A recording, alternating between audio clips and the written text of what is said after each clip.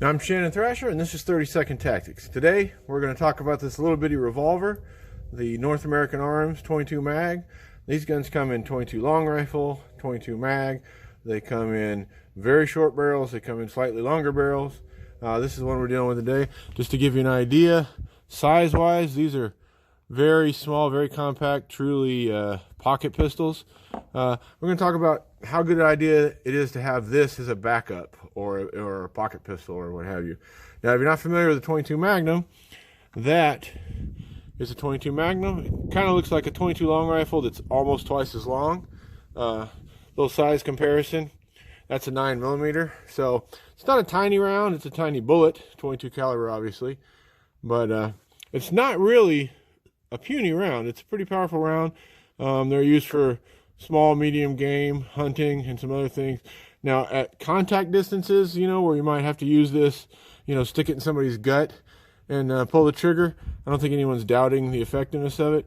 But we're going to talk about accuracy in this tiny little gun with these non-existent sights, basically. What distance can we actually get some respectable accuracy out of this? So we'll shoot it at 5, 10, 15 yards, see how far back we can get before accuracy just goes away. Now, the downside to this as a defensive gun or gun in general is that it's single action only. And if you don't know what that means, it means every time you shoot it, you have to cock it first. So you can't just, if you take it out and pull the trigger, nothing happens. It has to be cocked first. So that's going to be a downside to it. But let's take it out here on the range and see how far we can shoot and still have any kind of respectable accuracy. Now, another drawback or feature or whatever you want to say about this gun is it's pretty slow to reload. So what you have to do to reload this is this little button right here will release a detent, and you can pull that pin completely out, and then the cylinder comes all the way separate from the gun, and then you just drop your rounds in there, and as you can see, it holds 5 shots. There was a version of this gun years ago that I want to say was made by Freedom Arms, but it was actually a 4-shot. But to my knowledge, all the North American Arms versions are 5 shots. And then this is really an art more than a science. You have to line this up just perfectly and get that locked back in. Now that gun's loaded, ready to fire 5 rounds. Again, like I said, you have to cock it first to fire it.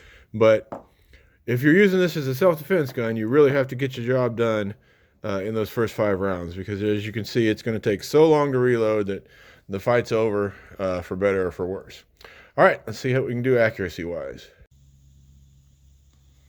Okay, so we'll start off at 5 yards. If I can hit it from there, we'll just back up and see how we go. Oh, this is, again, single action only, pretty much no sights. All right, that looked like it hit about 6 inches low. Let's back up a little bit and see what we got. That might be me trying to aim with these tiny sights. This is about 8 yards.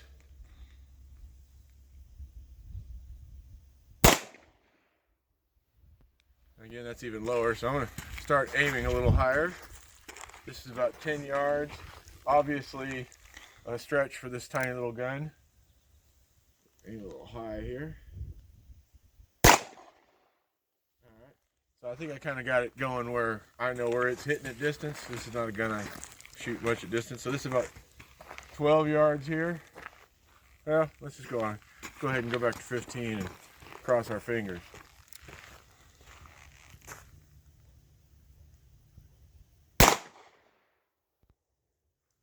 All right, let's go have a look. So as you can see, I mean, windage is good on this thing.